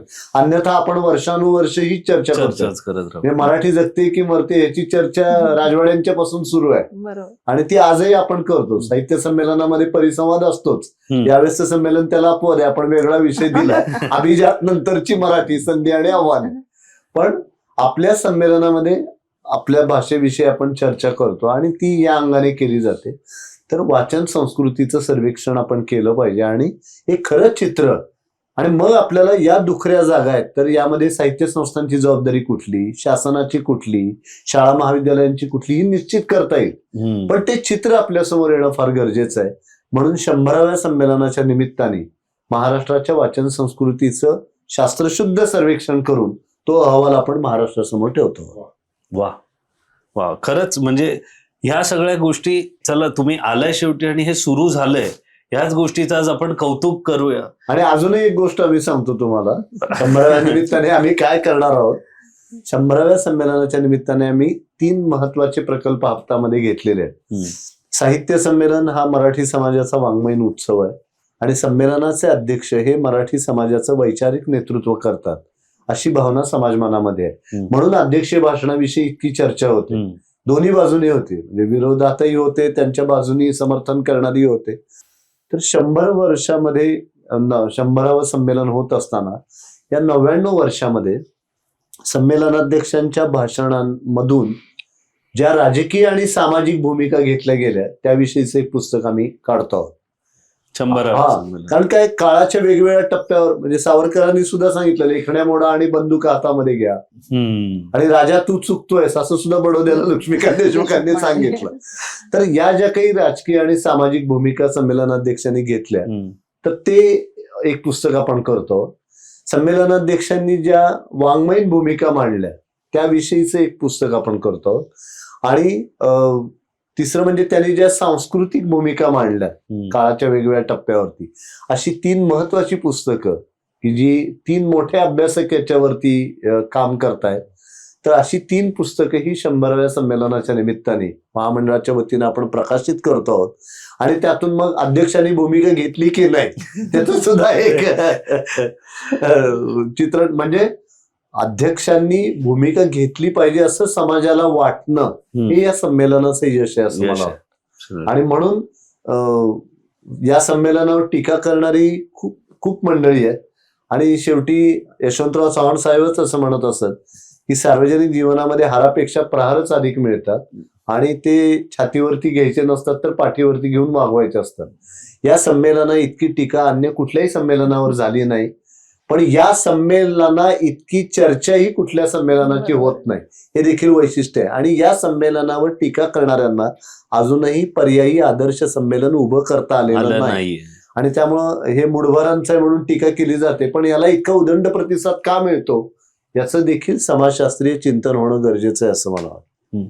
तसं आपण बोलत होतो, भारतात कुठल्याही भाषेत ह्या स्केलचं किंवा एवढं मोठं संमेलन हे नाही होत. जसं तुम्ही टीका करा, सगळं करा, शेवटी होतं आणि प्रतिसाद मिळतो.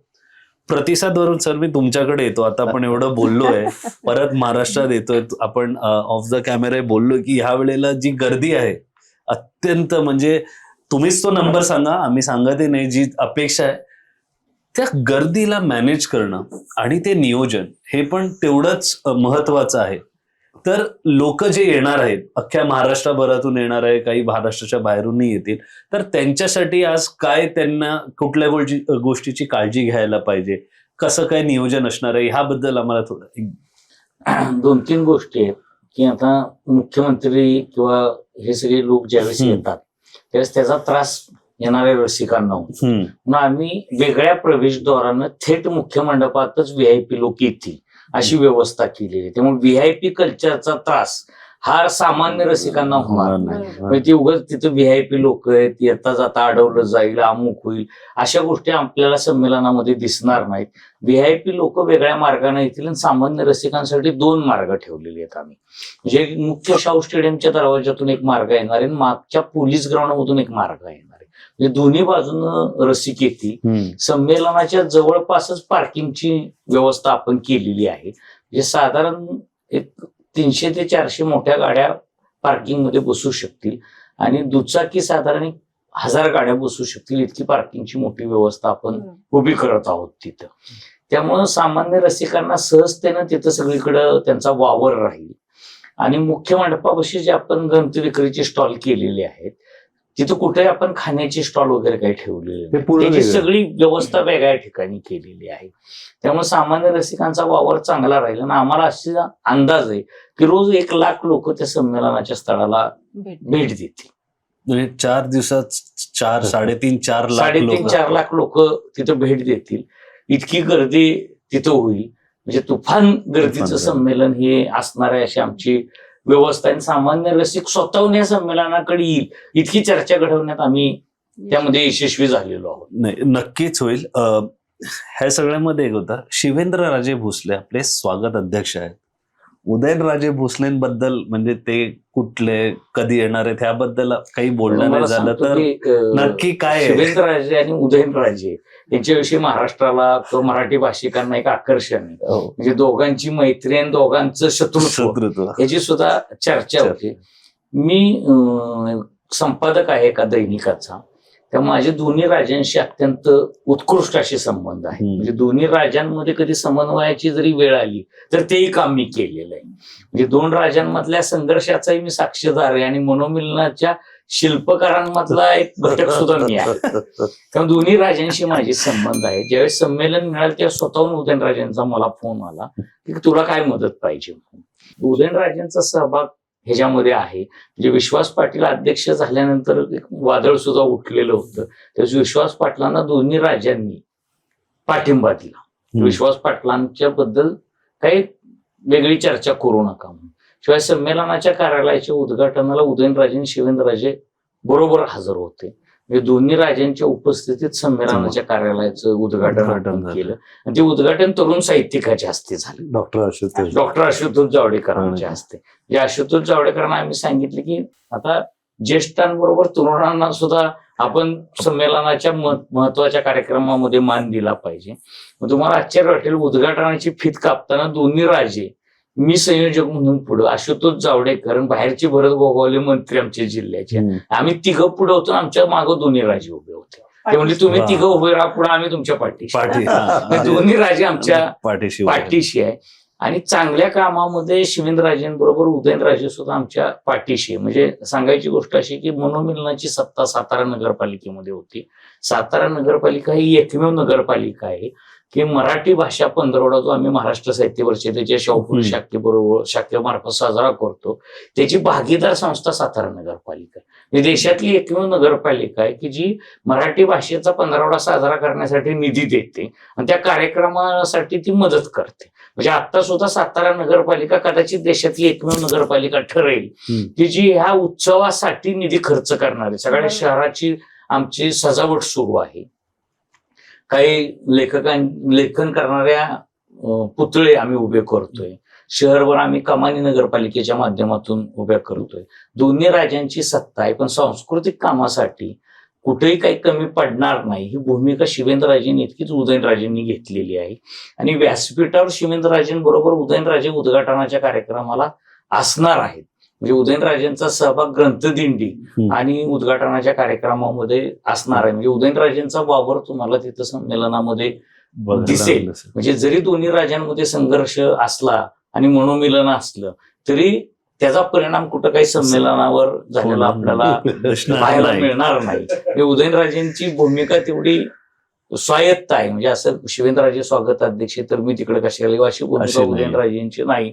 म्हणजे उदयनराजे जेवढे कॉलर उडवतात तेवढेच ते दिलदार पण आहेत. नुसतं कॉलर उडवणार एक चित्र महाराष्ट्रापुढे आहे पण उदयनराजेंच्या दिलदारपणाचे अनेक किस्से साताऱ्यामध्ये तुम्हाला पाहायला मिळतील. म्हणजे ते डॅशिंग आहेतच पण दिलदार पण आहेत. म्हणजे मोठ्या मनानं अनेक गोष्टी स्वीकारण्याची त्यांची तयारी असते उदयनराजेंची. आणि उदयनराजे शिवेंद्रराजे दोन राजे ह्या संमेलनाच्या पाठीशी तुम्हाला पाहायला मिळतील. शिवेंद्रराजेंना कसं झालं की अभयसिंह राजे त्यांच्या वडिलांनी साहित्य संमेलन घेतल्यामुळे वडिलांनी जे काम केलं साहित्याच्या क्षेत्रामध्ये तो वडिलांचा फक्त राजकीय किंवा सरकारातला वारसा पुढे न नेता साहित्यातलाही वारसा आपल्याला पुढे घेऊन गेलं पाहिजे ह्या भूमिकेतून शिवेंद्रराजे आमच्या पाठीशी उभे राहिले. म्हणजे एखाद्या संस्थेला संमेलन मिळावं म्हणून 12 वर्ष एक लोकप्रतिनिधी पत्र देतो मी या संमेलनाच्या पाठीमागे उभं राहतो असं म्हणण्याचं इतर महाराष्ट्रातली उदाहरणं फारशी कमी. म्हणजे संमेलन मिळाल्यानंतर स्वागताध्यक्ष किंवा नेता शोधला जातो. तिथं आधीच नेता आलाय 12 वर्ष आणि तो तुम्हाला मागतोय. तो भाषेच्या आंदोलनाला येतोय. तो संमेलन मागायला येतोय. संमेलन द्या म्हणून महामंडळाचे म्हणजे उषा तांबे अध्यक्ष होत्या तरी शिवेंद्रराजे फोन करायचे. मिलिंद जोशी अध्यक्ष झाले. मिलिंद जोशींची त्यांचा चांगला परिचय एकत्र आंदोलनाला दिल्लीला गेले तरी त्यांनी 4 फोन मिलिंद जोशींना केले. सुनीताराजे आमच्या जिल्ह्यातले असल्यामुळे ते म्हणले आता तुम्ही सुनीताराजे आमच्या जिल्ह्यातला आहात तर आता तरी आम्हाला संमेलन मिळू दे. म्हणजे आपण जे म्हणतो की सगळेच राजकारणी हे फक्त राजकारणच खेळतात आणि ते साहित्य आणि भाषेला पाठिंबा देत नाही. तर आमचा जिल्हा यशवंतराव चव्हाणांचा आहे तर आमच्या जिल्ह्यातले लोकप्रतिनिधी भाषेला आणि साहित्याला सुद्धा पाठिंबा देणार आहे. आणि सुनीताराजेंनी जी काय म्हणले की भाषेसाठी तर तिथले लोकप्रतिनिधी सुद्धा राज्यातले त्यांनी सुद्धा भाषेसाठी काम केलं पाहिजे. जसं सातारा नगरपालिका काम करते म्हणजे लोकप्रतिनिधींची शक्ती असल्याशिवाय नगरपालिका निर्णय घेऊ शकत नाही. शेवटी तिथं ठराव करावे लागतात. ते सभागृहात मंजूर व्हावे लागतात. तर सातारा नगरपालिकेचा पॅटर्न सुद्धा महाराष्ट्राच्या नगरपालिकांनी स्वीकारला पाहिजे की समजा त्यांनी साहित्य संस्कृतीच्या कार्यक्रमांना बळ दिलं तर तो विचार सुद्धा पुढे जाईल आणि मतदारांनी सुद्धा जागृत झालं पाहिजे. भाषेच्या प्रश्नावर मतदान करायला शिकलं पाहिजे. आपण ज्यावेळेस इतर भाषा इतक्या पुढे गेल्या त्यांची पुस्तकं एवढी खपतात अशा चर्चा करतो तर तिथले लोक भाषेच्या प्रश्नावर मतदान करतात. तुम्ही करता का? म्हणजे अभिजात ही भानगड आली कुठनं तर 2004च्या निवडणुका सुरू होत्या आणि करुणानिधींची सोनिया गांधींची चर्चा सुरू होती. करुणानिधींनी अट ठेवली की तुम्ही युपीएचा जो जाहीरनामा काढाल निवडणुकीचा त्यामध्ये तुम्ही आमच्या भाषेला अभिजात दर्जा द्याल असं जाहीरनाम्यात आश्वासन द्या. आणि मग युपीएच्या जाहीरनाम्यात तसं आश्वासन दिलं मग ठरलं की अभिजात भाषेचा दर्जा द्यायचा. मग कमिटी झाली तिची सगळी प्रक्रिया तयार झाली. म्हणजे तिथले जे राजकारणी आहेत की ते असे जाहीरनाम्यात टाका म्हणतात आणि मला किंवा मिलिंद जोशींना सुनीताराजेंना आम्हाला आंदोलन करावं लागतं आमच्या भाषेचं काय झालं बघा राजकारण्यांकडं. म्हणजे राजकारण्यांच्या दारात जाऊन आम्हाला आमच्या भाषेच्या दर्जासाठी तुम्ही जागृत व्हा. त्यांना झोपेतनं जागा केल्यागत आम्हाला हलवावं लागतं. इतर भाषेचे राजकारणी स्वतःहून पुढाकार घेतात. त्याला कारण मतांची. आता सुद्धा अभिजात दर्जा जो मिळाला आपल्या भाषेला आम्ही असं म्हणत नाही की आम्ही 8 वर्ष आंदोलन केलं म्हणूनच मिळाला. आम्ही असं म्हणतो की महाराष्ट्रातल्या जनतेने लोकसभेला जो सरकारविरोधी कौल दिला.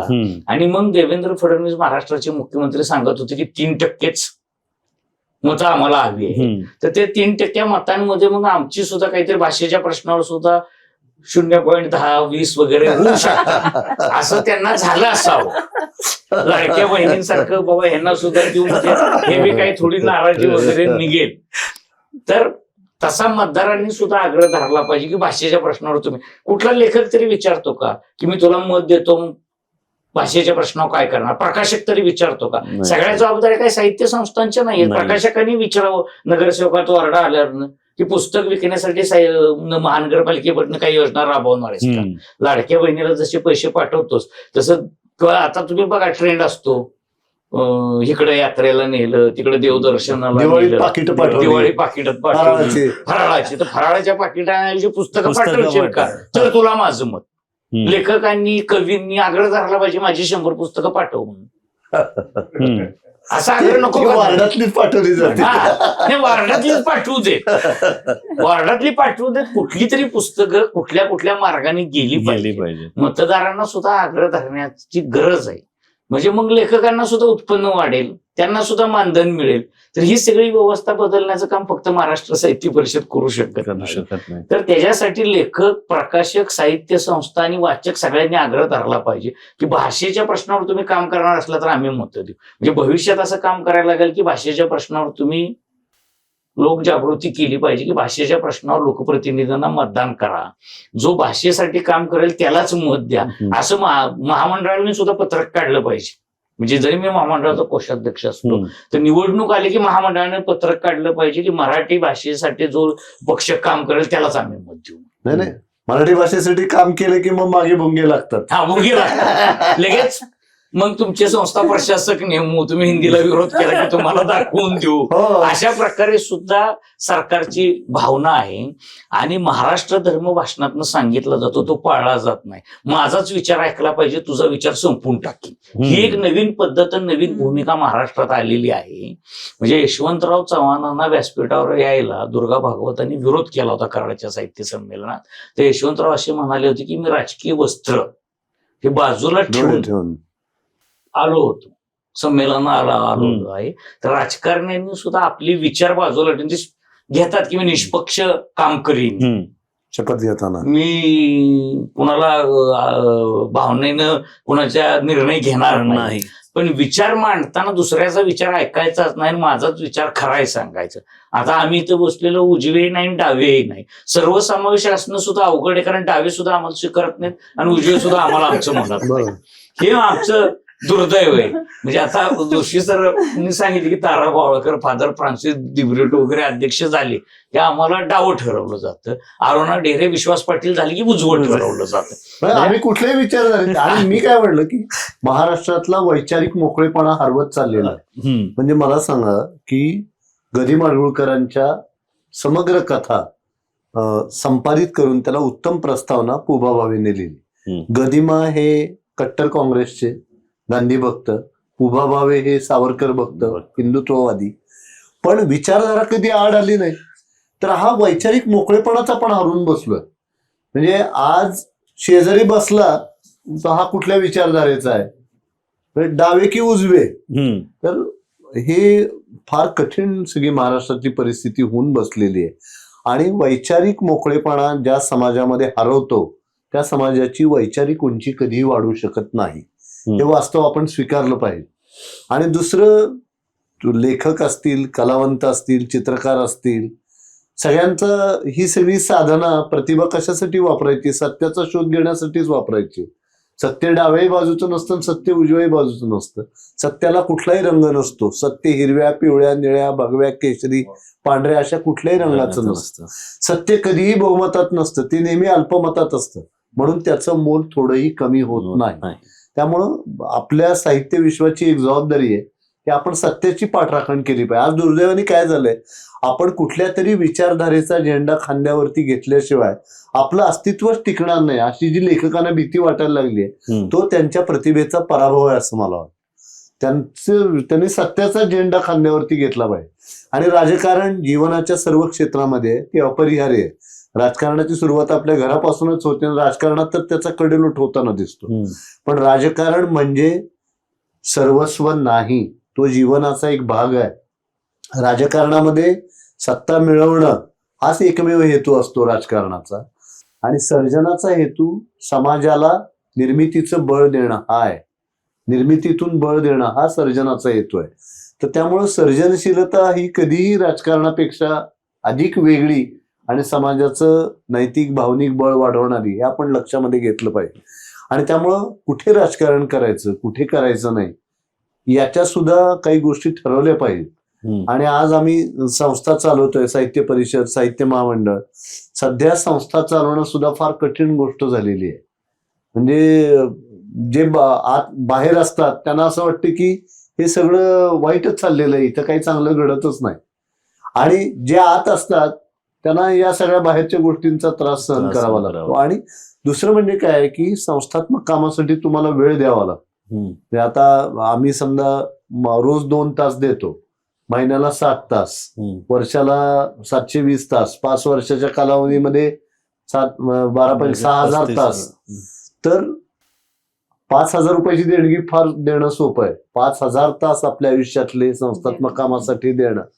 तर काय वाङ्मयीन कार्यकर्ता म्हणून एकतर पहिल्यांदा सतरंजी उचलणार आहे, तिथपासून जी काही कार्यकर्त्यांची अवहेलना राजकारणापासून सुरू आहे ती सगळ्या क्षेत्रामध्ये सुरू आहे. तर त्यामुळे संस्थात्मक कामाकडे पाहण्याचा सुद्धा समाजाचा दृष्टिकोन बदलणं ही सुद्धा तितकीच एक महत्वाची गोष्ट आहे. ज्या महाराष्ट्राला महात्मा गांधींनी कार्यकर्त्यांचं मोहळ असं म्हटलेलं होतं, तिथं आज कुठे गेले कार्यकर्ते असा प्रश्न उपस्थित होण्याची शक्यता नाकारता येत नाही. आणि राजकारणापासूनच त्याला आपल्याला सुरुवात झालेली दिसते. निवडणुकीच्या काळामध्ये आपल्याला दिसतं ते सगळं. तर त्यामुळं हे चित्र जर आपल्याला बदलायचं असेल तर कार्यकर्ते गिरी नावाची संकल्पना, म्हणजे पुलंच्या व्यक्तिचित्रातला नारायण आज आपल्याला कुठेच दिसत नाही. लग्न तर आपण सगळी कंत्राटी पद्धतीने करतो, पण ही निरपेक्ष भावनेनं काही सेवा करायची, काही योगदान द्यायचं, तर ती महाराष्ट्राची परंपरा आहे. आणि महाराष्ट्रामध्ये न्यायमूर्ती रानडे आणि मंडळींनी केवढ्या संस्था स्थापन केल्या आणि या संस्थांचं मंडळीकरण झालं पाहिजे अशा प्रकारची एक अपेक्षा व्यक्त केली गेली. आणि संस्थात्मक कार्याची एक मोठी परंपरा आहे. पण कार्यकर्ते जर मिळाले नाही तर संस्था पुढे चालणं कठीण आहे सगळं. मला अतिशय आनंद होतो की साहित्य परिषदेने जो घटना बदल केला, आम्ही सांगितलं की 75 नंतर इथे कोणी राहता कामा नये, कारण साहित्य संस्था ही निवृत्त लोकांची विश्रांती स्थानं होता कामा नये, तिथे तरुणाई आली पाहिजे. नाहीतर हा मुद्दा आम्ही मांडलेला आहे. म्हणजे तो काही इतरत्रच निवृत्तीचं वय असं नाही, आम्ही आमचा तो घटना बदल करून घेतलेला. म्हणजे राजकारणात 75चं निवृत्तीचं वय आहे का नाही आपल्याला माहिती नाही. साहित्य परिषद 75चं वय आम्ही केलेलं. आणि दुसरा एक महत्वाचा मुद्दा असा आहे की आता विरोधी पक्षाला ईडी लावून संपवता येते, पण साहित्यिकांचा आवाज संपवता येईना. ते मोकळेपणानं व्यासपीठावर मांडतायत, कारण त्यांना ईडी लावता येईना, ते राजकारणात नाही. मग अख्खी साहित्य संस्था ताब्यात घ्यायची, आपल्या विचाराचे लोक आणायचे आणि विरोधी आवाज कुठेही येणारच नाही. आपण काही चुकीचं केलं तर कुणी काही बोलायचंच नाही, अशी एक व्यवस्था महाराष्ट्रात निर्माण करण्याचं काम सुरू आहे. आणि आम्ही त्याला विरोध करतोय.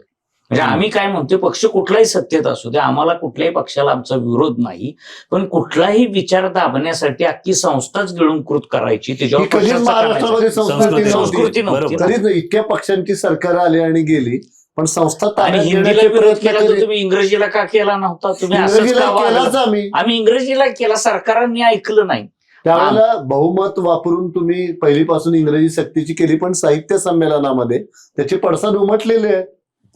मग ठराव मांडले गेलेले. आता संयुक्त महाराष्ट्राचा लढा झाला, आचार्य अत्रेंनी केवढं मोठं योगदान दिलं त्याच्यामध्ये. म्हणजे साहित्यिक हे सर्व क्षेत्रामध्ये सत्तेच्या विरोधातच असतात, सत्ता कुठल्याही पक्षाची असो. फक्त जो पक्ष सत्तेत असतो त्याला वाटतं हे आमच्याच विरोधात येतात असा त्यांचा गैरसमज होतो. आणि कुठली सत्ता काही सदा सर्व काळ टिकणारी असत नाही. पण अशा प्रकारे साहित्य संस्था ताब्यात घेणं आणि आपल्याच विचाराचा जागर होईल अशी व्यवस्था करणं हे अत्यंत चुकीचं कार्य सुद्धा महाराष्ट्रामध्ये सूरज पूर्वी होत नव्हतं. म्हणजे साहित्यिकांना बोलण्याचा मोकळेपणा होता. आता राजा तू चुकतो आहेस म्हणण्याचं धाडस सुद्धा साहित्यिकांनी करू नये अशी व्यवस्था उभी केली जात आहे. आणि ह्या सगळा जो सगळं बदलण्याचा जो प्रयत्न सुरू आहे त्याला आम्ही ठामपणे विरोध करत असल्यामुळं आणि त्याची किंमतही मोजतोय आम्ही. किंमतही मोजते हो. म्हणजे आम्हाला सतत कोर्टाच्या चक्रा माराव्या लागतात, हा. सतत न्यायालयाचे दरवाजे ठोठवावे लागतात. हा. म्हणजे ह्या सगळ्या गोष्टी सोसून सुद्धा आम्ही लढा देतोय, कारण महाराष्ट्राची प्रवृत्तीच लढाऊ आहे. हा. आम्ही शिवाजी महाराजांचा वारसा काही सांगत नाही, आम्ही कृतीतनं सुद्धा तो दाखवून दाखवतो. देतोय. म्हणजे ज्यावेळेस भाषा मंत्री आमच्या कार्यक्रमाला आल्यानंतर, तुम्ही आमच्या कार्यक्रमाला आलाय, आम्ही तुमचं स्वागत करतो, पण आम्ही हिंदीला कधी पाठिंबा देणार नाही असं आम्ही ठणकावून त्याच व्यासपीठावरनं सांगतो, कारण आम्ही सरकारला बांधील नाही, आम्ही जनतेला बांधील, आम्ही भाषेला बांधील आहोत. तर ह्या ज्या काही गोष्टी सुरू आहेत सरकारच्या पातळीवरच्या सुद्धा, ह्याच्या विरुद्ध सुद्धा सामान्य जनतेने लक्ष ठेवलं पाहिजे ना. ज्यावेळेस सामान्य जनता आमची कर्तव्य सांगते, तेव्हा जनतेची जबाबदारी सुद्धा जनतेने ओळखली पाहिजे आणि त्या दृष्टीने काही निर्णय घेतले पाहिजेत. तांत्रिक गोष्टीवर बोट ठेवून चुका शोधणं खूप सोपं आहे. जो काम करतो तो चुकतो, जो काम करत नाही त्याची चूक दिसणारच नाही. बरोबर. आम्ही इतकं काम केलं, 100 वर्षाची संस्था टिकवण्याचं जे काय आहे, पुढे घेऊन जाण्याचं, भाषेसमोरची आव्हानं आहेत प्रचंड, की अनेक गोष्टी आहेत, त्या सगळ्या मोडून आम्ही नव्या व्यवस्था उभी करतोय. त्यामुळे विरोध सुद्धा होत असतो. विरोध लोकशाही मार्गाने केला पाहिजे जरूर, परंतु ह्याचा अर्थ अख्खी संस्था ताब्यात घ्यावी आणि आपल्याच विचाराचे लोक आणावेत असा होत नाही. तर ह्याच्यावर सुद्धा सरकारनं आपली भूमिका बदलली पाहिजे, महाराष्ट्र धर्म खरा जागवला पाहिजे त्यांनी. मला काय वाटतं की महाराष्ट्रासमोर सध्या एकच आव्हान आहे, विचारवंतांची कृती शून्यता आणि कृतीवीरांची विचार शून्यता. हे महाराष्ट्रासमोरचं सगळ्यात मोठं आव्हान आहे. की जे विचार करतात ते कृती करत नाहीत आणि जे कृती करतात ते विचार करत नाही. तर त्यामुळे ही व्यवस्था बदलणं हे महाराष्ट्रासमोरचं सगळ्यात मोठं आव्हान आहे असं मला वाटतं. आपण एवढे मुद्दे घेतलेत. पहिलं म्हणजे कन्क्लूड करायला, पहिले तर राजे आपल्या पाठीशी आहेत, तर मला नाही वाटत की ह्या सगळ्या गोष्टी आपल्याला लॉंग टर्म मध्ये त्रास देतीलच. दुसरं, आम्ही पण एक प्रोग्राम म्हणून जर तुम्ही बघितलं तर एकही पॉलिटिकल हे नाही विचारलं का नाही कारण की आम्हाला कुठेतरी हवं होतं की त्याशिवायच बोलूया, कारण ते सगळीकडे ती चर्चा आहे. मग तुम्ही कुठल्याही बाजूने जा आणि मग काय होतं, गोष्ट अशा दिशेला जाते आणि मूळ मुद्दा बाजूला राहतो. नाही, आम्ही सुद्धा हे का सांगितलं तर आम्हाला हे व्यासपीठ योग्य वाटलं की बाबा तेच भाषेच्या तुम्हाला हे व्यासपीठ योग्य वाटावं हाच आमचा प्रयत्न आहे की इकडे तुम्ही मन मोकळेपणाने बोलू शकता. आणि नुसतं बोलणं नाही, जेव्हा आमचे प्रेक्षक ते ऐकतील त्यांना कळेल की अच्छा हे जे बोलतायत हे कुठल्या डिरेक्शन का सेल्फ इंटरेस्टने नाही बोलतायत, असंच मोकळेपणाने बोलता आलं पाहिजे मराठी भाषेत. हाच आपला मराठी मूड असला पाहिजे, हेच आमचा प्रयत्न आहे. एक आपण बोललोय आणि मला वाटतं चर्चा आपली होत गेली तर आपण 1 जानेवारी पर्यंतही या विषयावर बोलू शकतो. इतके विषय आहेत आणि इतकं कर्तृत्व आहे, 100 वर्षाची परंपरा आहे. कुठेतरी आपल्याला आज हे कळलंय की आपला इव्हेंट येतोय. इव्हेंट मी का म्हणतोय, का मी इंग्रजी शब्द का वापरतोय, कारण आमचा हा युट्यूब चॅनल अशा पिढीसाठी जे खरंच आज मराठी नाही बोलत आहेत, म्हणून आम्हाला मध्ये मध्ये इंग्रजी आणि इतर भाषेचे शब्द वापरावे लागतात. कारण मराठी बोलणारे, मराठी साहित्यप्रेमी इव्हेंटला येणारच आहेत. प्रयत्न आहे ते लोक यावे, त्यांनी बघावं, ज्यांना कळेल की आपली संस्कृती किती श्रीमंत आहे. ह्या सगळ्या विषयावर आपली चर्चा झाली, त्यासाठी आपण वेळ काढून इकडे आलात, कारण आम्हाला माहिती आहे तुमची जी धावपळ चालू आहे. आम्ही 15-20 दिवस तुमच्या मागे लागले की थोडा वेळ काढा, पण तुम्ही आलात, आम्हाला वेळ दिलात, आम्हाला सांगितलं की ह्या कार्यक्रमामध्ये काय अपेक्षित आहे, कसा होणार आहे. मला वाटतं जे लोक हे बघतायत त्यांना सगळ्या प्रश्नांची उत्तरं मिळाली असतीलच. जर तुम्हाला काही क्वेरीज, काही शंका आहेत, अजूनही मराठी आमच्या कमेंट सेक्शन मध्ये टाका. आम्ही प्रयत्न करू की ते प्रश्न विचारून त्याची उत्तरं तुम्हाला संमेलनाच्या आधी तुमच्यापर्यंत पोहोचवू शकतो. आज तुम्ही सगळे वेळ काढून इकडे आलात, आपण संमेलनाबद्दल बोललो, खूप गप्पा मारल्या आणि खूप मारूही शकतो अजून, त्याबद्दल काही शंकाच नाही. पण आजसाठी आपण इकडे करूया, कारण पुढचे जितके आपले प्रोग्राम्स आहेत सगळ्यांचे आमंत्रण आणि व्हिडिओ मराठी मोडवर तुम्हाला बघायला मिळणारच आहेत. सो आणि हा अख्खा इव्हेंट 100-101 पर्यंत मराठी मोड आणि आपली संस्था एकत्रच काम करत असणार आहे, ही पण अपेक्षा. तर आजचा एपिसोड इकडेच थांबवूया आपण आणि पुढच्या एपिसोडनी पुढच्या व्हिडिओमध्ये आपल्याला अजून याबद्दल माहिती मिळेलच. आणि पोस्ट इव्हेंट पण सर मी ऑन कॅमेराच घेतोय. इव्हेंट झाल्यावर आपण या सगळ्या गोष्टींवर परत एकदा चर्चा करणार आहोत. आम्हालाही त्यातनं एक आत्मपरीक्षण करता येईल. आपण ठरवलं होतं हे आणि काय बिफोर आफ्टर जसं म्हणतो.